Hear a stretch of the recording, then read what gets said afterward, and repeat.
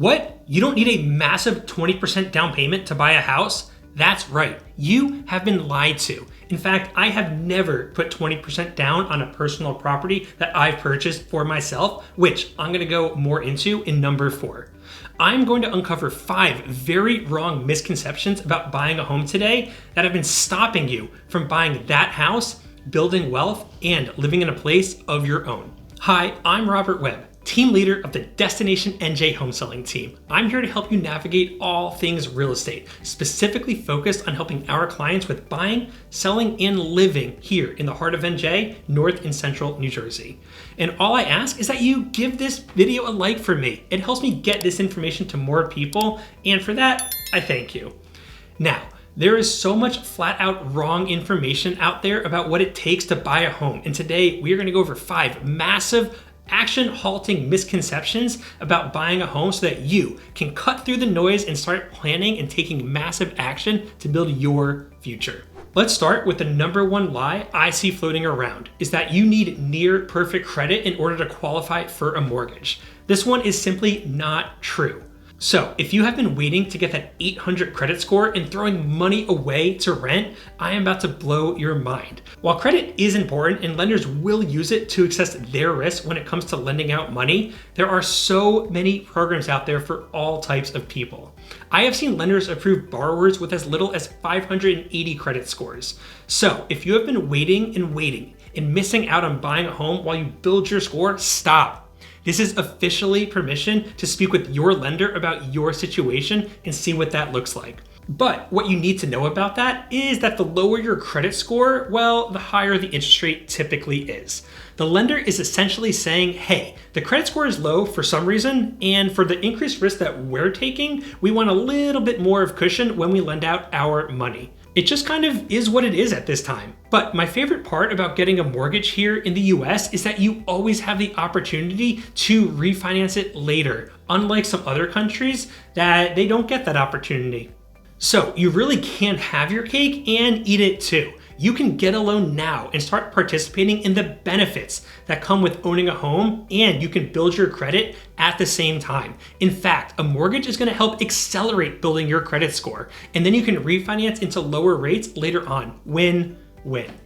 All right, next up. Another misconception is that you should go and find the home first and then you can figure out your financing. This one is very much backwards, and we need to get you on the right path.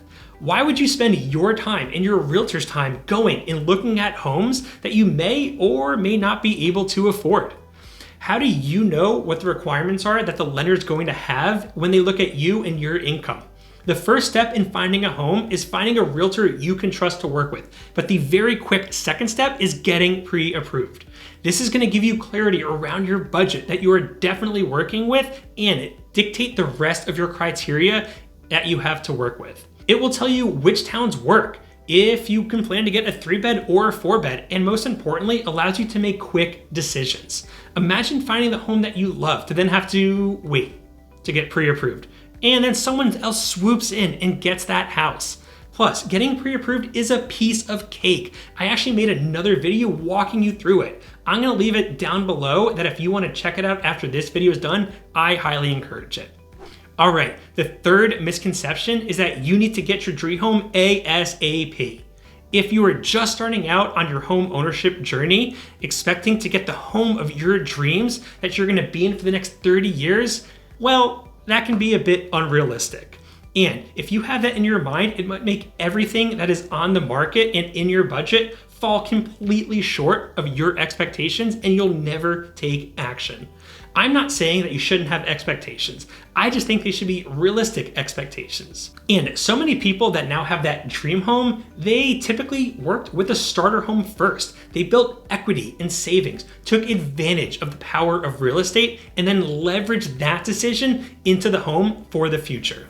By letting real estate do the heavy lifting, they were able to get out of the constant wheel of renting and getting no return on their money every single month, and instead focus to other areas of their life to keep the positive momentum going.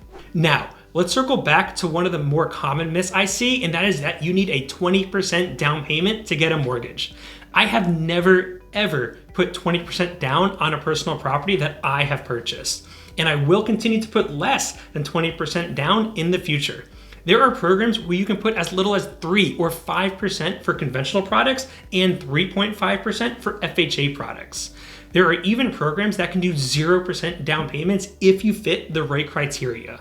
The pros of this, you can get into your home quicker with less money out of pocket. The cons, your monthly payment is going to be higher because you're borrowing more money, and there's almost always going to be PMI, also known as private mortgage insurance. This insurance insures the lender for the difference between your down payment and 20% down in the case that you default.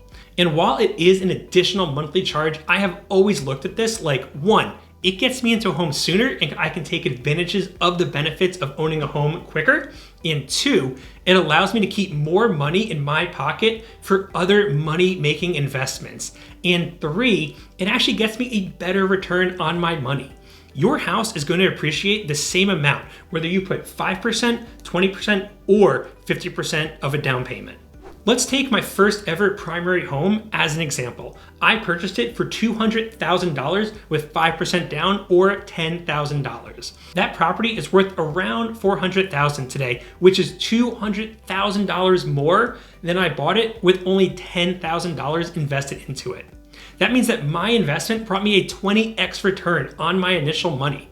That property has appreciated the same amount in the same amount of time, but if I had put 20% down, which would have been $40,000, my return would have only been 5x, which, to be fair, is still pretty cool. But what it means is that my money worked harder for me. Now, there was a lot more to that house in that story, and it was a pretty big rehab job that I did a lot of work on, and there are a lot of other numbers involved. But I wanted to give you a very zoomed out real picture of what I did with my first property and the power of putting 5% down compared with waiting for 20%. Now, I'm not saying that this is the right answer for you. You may feel comfortable putting more of a down payment down. My goal is to simply educate you that there are plenty of options out there that you don't have to wait for a 20% down payment if you don't want to.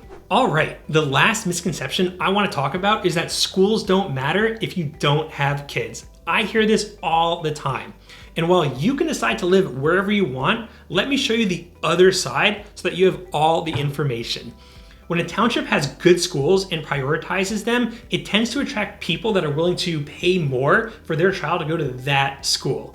That means that the township also directs more efforts in tax dollars to keeping that school a success, which means that more people want to get into those school districts. It is a positive cycle that bolsters housing prices and something that you should definitely be keeping in mind regardless of your family size.